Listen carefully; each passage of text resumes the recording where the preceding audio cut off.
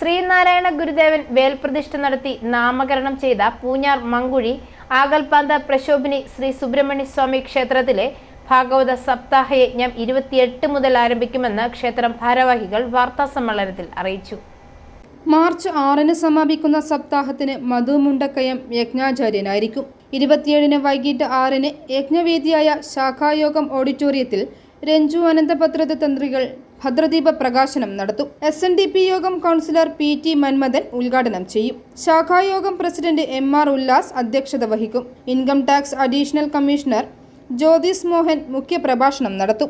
28-ന് രാവിലെ 6-ന് യജ്ഞമണ്ഡപത്തിൽ ആചാര്യവരണം, സഹസ്രനാമജപം, ഗ്രന്ഥ നമസ്കാരം, ഭാഗവത പാരായണം സമാരംഭം, ഭാഗവത ഉപദേശം, പരീക്ഷിത്തിന്റെ ജനനം, വരാഹാവതാരം, ഭൂമിപൂജ, 1-ന് മഹാപ്രസാദ ഊട്ട്, 2 മുതൽ ഭാഗവത പാരായണ സമീക്ഷ, 6:30-ന് ദീപാരാധന, 7:30-ന് ഭാഗവത പുരാണ സമീക്ഷ, മാർച്ച് 1-ന് ഗണപതി ഹോമം, സഹസ്രനാമജപം, ഗ്രന്ഥ നമസ്കാരം, ഭാഗവത പാരായണം, നരസിംഹാവതാരം, 1-ന് മഹാപ്രസാദ ഊട്ട്, 2-ന് ഭാഗവത പാരായണ തുടർച്ച, 6:30-ന് ദീപാരാധന, 7:30-ന് ഭാഗവത പുരാണ സമീക്ഷ, മാർച്ച് 2-ന് 7:30-ന് ഭാഗവത പാരായണം, ശ്രീകൃഷ്ണാവതാരം, 1-ന് യജ്ഞമണ്ഡപത്തിൽ ഉണ്ണിയൂട്ട്, തൊട്ടിൽ സമർപ്പണം, മഹാപ്രസാദ ഊട്ട്, 2-ന് ഭാഗവത പാരായണ തുടർച്ച, 6:30-ന് ദീപാരാധന, 7:30-ന് ഭാഗവത പുരാണ സമീക്ഷ, മാർച്ച് 3-ന് രാവിലെ 7-ന് ഭാഗവത പാരായണം, ഗോവിന്ദ പട്ടാഭിഷേകം, 10-ന് നവഗ്രഹ പൂജ,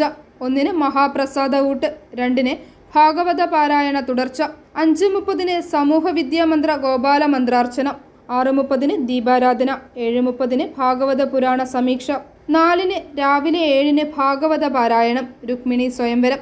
രുക്മിണി സ്വയംവര ഘോഷയാത്ര പള്ളിക്കുന്നേൽ ശ്രീ ഭഗവതി ക്ഷേത്രത്തിൽ നിന്നും 10:30-ന് ആരംഭിക്കും.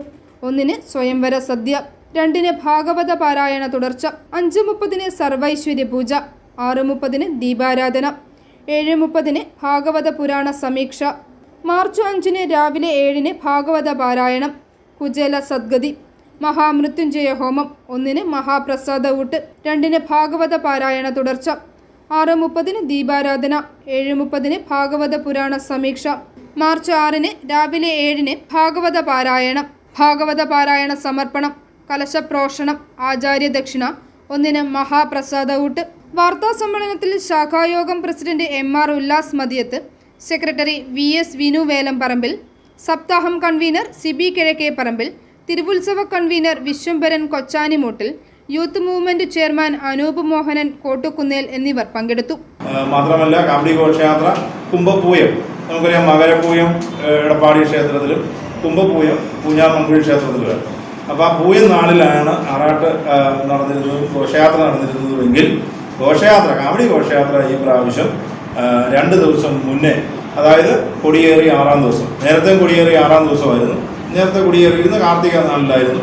6-ാമത്തെ ദിവസം എന്ന് പറയുന്നത് പൂയം വരുമായിരുന്നു. ഈ പ്രാവശ്യം കൊടിയേറുന്ന അശ്വതി നാളിലാണ്. അപ്പോൾ ഘോഷയാത്ര വരുന്നത്, കാവടി ഘോഷയാത്ര നടത്തുന്നത് i4 ന്യൂസ് പാലാ.